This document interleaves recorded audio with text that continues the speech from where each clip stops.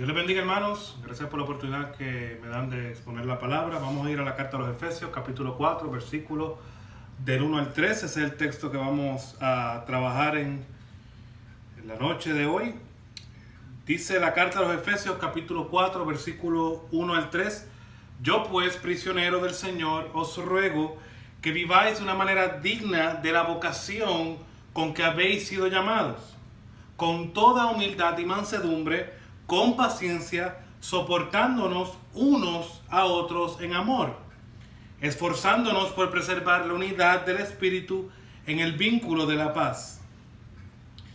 Un día el autor y teólogo Henry Ironside, luego de una serie de reuniones, se encontró sumamente enfermo y tuvo que hacer un viaje de Minneapolis a California en tren, un viaje sumamente largo en el tiempo que estamos hablando que esto sucedió, y que por su salud no podía mantenerse de pie. Solo ayudaron, le dieron la oportunidad de que pudiera recostarse mientras hacía este viaje. Mientras hacía este viaje abrió su Biblia y una mujer alemana se le acerca y le dice: ¿qué estás leyendo? Y él le dice: estoy leyendo la Biblia. Y la mujer dice: no te vayas, vengo ahora mismo, voy a buscar la Biblia para que la leamos juntos. Unos momentos más tarde se acerca otro hombre de Noruega y le hace el mismo acercamiento. ¿Qué hacían? Y ellos le contestaron de que estaban leyendo la Escritura. Y él se unió de igual manera a leer la palabra de Dios con ellos. Esto sucedió en un tramo de todas las mañanas se reunían a estudiar y leer la palabra de Dios.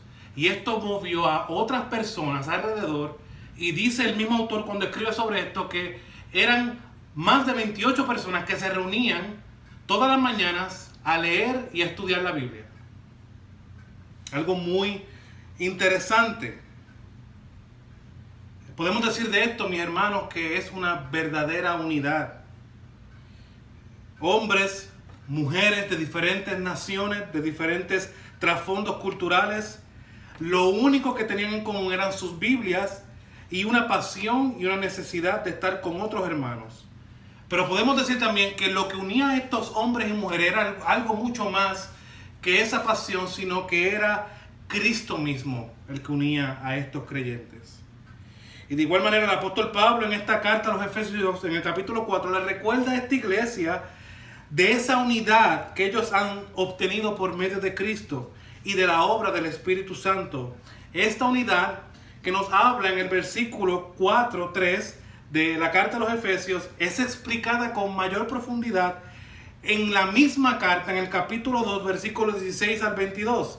En esta porción del texto nos menciona que en Cristo hemos sido acercados. Cristo mismo es nuestra paz. Fuimos reconciliados con Dios. Tenemos entrada al Padre en un mismo espíritu.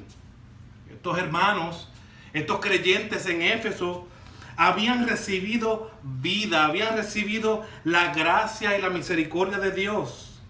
Ellos habían sido salvados, como el apóstol menciona en el capítulo 2. Ellos habían estado muertos y Dios, por medio de su gracia, le había dado vida en Cristo. Y esto ha traído que estos creyentes formen ahora, por medio de la gracia y la misericordia de Dios, un solo cuerpo.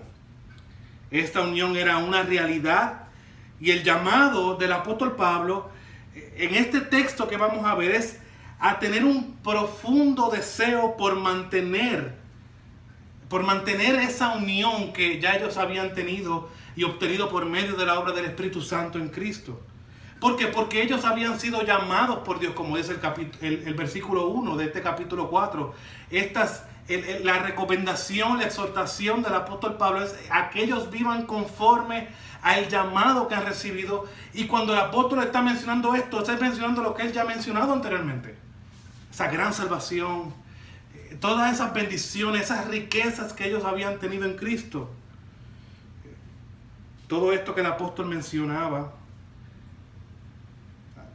debería llevar a estos creyentes a vivir a la luz de lo que ellos eran. Ellos eran el reflejo de lo que Dios había hecho en sus vidas, y era la unidad que ellos representaban ahora que había sido obtenida por Cristo en la cruz y es preservada por el Espíritu Santo. Y esto nos debe llevar a hacernos esta pregunta: ¿cómo podemos mantener a esa unidad de que el apóstol Pablo habla en el Espíritu? Y hoy veremos 5 actitudes que debemos de tener como cristianos para que mantengamos la unidad de la iglesia, para que preservemos, como dice el texto, la unidad de la iglesia. Y la primera que vamos a ver es siendo humildes. El versículo 2 comienza diciendo con toda humildad. Y es la primera característica que vamos a ver. Y el significado de esta palabra, en el contexto que nos habla el apóstol Pablo, lo que quiere decir es sin arrogancia. Lo opuesto a esta actitud, mis hermanos, es el egoísmo, el orgullo, la presunción. Y esta actitud que nos habla de humildad reconoce, primero que nada, que es dependiente, que es totalmente dependiente de Dios. Esto no está aquí por casualidad, mis hermanos, porque el apóstol tiene la intención de recordarles a ellos, como menciona en la carta y como he mencionado anteriormente, de que ellos han sido salvos por gracia. Esto es un privilegio lo que ha sucedido en sus vidas. Ellos habían sido levantados de la muerte espiritual, como nos menciona la misma carta a los Efesios, capítulo 2, 8 y 9. Esta actitud nos lleva a tener a los demás como mejores que nosotros. Este mismo apóstol Pablo menciona esta actitud a los creyentes en Filipo, recordándoles que ustedes tomen a los demás como mejor que ustedes, tengan a los demás en una mejor estima. Y esta actitud que el apóstol Pablo menciona es la misma actitud que él tuvo con ellos, como vemos en Hechos capítulo 20, versículo 19, que él menciona que fue humilde desde el primer día. El apóstol Pablo dice: desde el primer día serví al Señor con toda humildad. Y esto era predicándoles el evangelio y dejando de ser de él para ser de ellos. Esta actitud es una actitud que deja de tomar a nosotros en alta estima, nos pone a nuestro nivel y nos hace ver a los demás como mejores que nosotros. Es una actitud que todo creyente debe tener y es la primera que conforma estas 5 que vamos a ver. Pero vemos que esta humildad no viene sola. Esta humildad viene acompañada de mansedumbre. Y el segundo punto que vamos a ver, o la segunda actitud que vamos a ver, es siendo mansos. Y esta palabra lo que significa es una actitud y comportamiento que muestra gentileza. Lo contrario a esto, mis hermanos, es ser cruel. Esta persona mansa no se deja llevar por la ira fácilmente. Esta persona es de espíritu pacífico. Esta persona es serena, es calmada. Proverbios 16:32 nos muestra que el que es lento o el ser lento para la ira es mucho más conveniente que el mismo poder o las riquezas. Mi hermano, esta es la actitud, o estas 2 actitudes que hemos visto son las mismas que nuestro Señor Jesucristo nos muestra y nos manda a que seamos mansos y humildes como Él ha sido. Y eso lo vemos en Mateo 11:2. Este hombre manso es lento para insistir en sus derechos. Se da cuenta que ante Dios no tiene derechos por naturaleza, sino que todos sus derechos, todo lo que él ha tenido, han sido recibidos por gracia. Esta es una actitud que nos mueve a realmente ser totalmente dependientes de Dios. Nos hace ver que Dios es el que nos ha traído, y si nos ha traído es por su gracia y es por su misericordia. Y esta humildad y mansedumbre no nos llevan a otra cosa sino que a ser pacientes. Ese es el tercer punto que vemos, la tercera actitud que vemos. ¿Cómo podemos ser y mantener la unidad en la iglesia? Siendo pacientes. Siempre me he preguntado ¿Por qué es tan fácil que esperemos que los demás sean pacientes con nosotros y nosotros no queremos ser pacientes? Dice el autor James Montgomery Boyce que esta actitud es la que más toma tiempo en el creyente en aprender. Y sin duda alguna la manera que Dios utiliza para que nosotros seamos pacientes es el sufrimiento, es la tribulación, son las aflicciones. Y es lo mismo que el apóstol Pablo nos dice en Romanos capítulo 5, versículo 3. Y no solo esto, hablando de la justificación, de los beneficios de la justificación por la fe, el apóstol Pablo llega a la conclusión de que la justificación por la fe nos ha traído paz para con Dios, nos ha dado entrada a una gracia en la cual estamos firmes. Esto nos trae esperanza. Y no solo esto, dice el apóstol Pablo, sino que también nos gloriamos en las tribulaciones, sabiendo que la tribulación produce paciencia. Y la paciencia produce carácter probado. Mi hermano, esta es la misma actitud que Dios ha tenido para con nosotros. Dice Romanos capítulo 3, versículo 25. Aquí Dios puso como propiciación, hablando de la persona de Cristo, por medio de la fe en su sangre, para manifestar su justicia a causa de haber pasado por alto en su paciencia los pasados pecados. Esta es la actitud que nuestro Señor, que Dios ha tenido para con nosotros. Nuestro Dios ha sido paciente con nosotros. Por lo tanto, nosotros debemos demostrar esa paciencia para con nuestros hermanos. Estos creyentes habían sido llamados por Dios en Cristo y debían reflejar esa gran obra de salvación que les había sido dado por gracia. ¿Tendremos en mente realmente esto de ser pacientes los unos con los otros?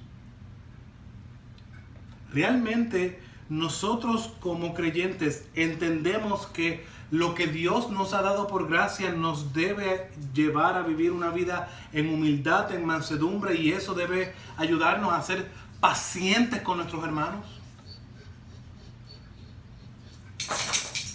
Y esto nos lleva a un cuarto punto. Esta humildad, esta mansedumbre, esta paciencia nos va a llevar a ser tolerantes, a soportarnos. Y el autor James Montgomery Boyce dice que esta actitud se relaciona con las tribulaciones que podemos tener como resultado de la conducta incorrecta de un cristiano hacia nosotros. La persona que soporta o tolera las ofensas trata de no darle importancia a esto que le hacen. Esta persona que soporta no se conmueve por medio de la tribulación. Y yo pregunto, ¿cómo reaccionas cuando tienes alguna diferencia con un hermano? Cuando un hermano no cumple lo que ha dicho, ¿cómo reaccionamos? El apóstol nos habla, o este tema que el apóstol está trayendo, lo que nos trata de decir es que no es simplemente soportar, sino que debemos tener la disposición interna de amar. Soportarnos unos a los otros va de la mano con el amor, y este amor, dice el autor, que une todas las demás, siendo humildes, siendo mansos, siendo pacientes, nos soportamos en amor. Esta es la quinta actitud que debe tener un creyente. Y tenemos que ver, mi hermano, nada de esto se puede conseguir sin amor. Este amor está basado en una sincera apreciación en el otro, en tener en alta estima a los demás. Esa virtud enfatiza un profundo afecto verdadero y un tierno cariño hacia el hermano.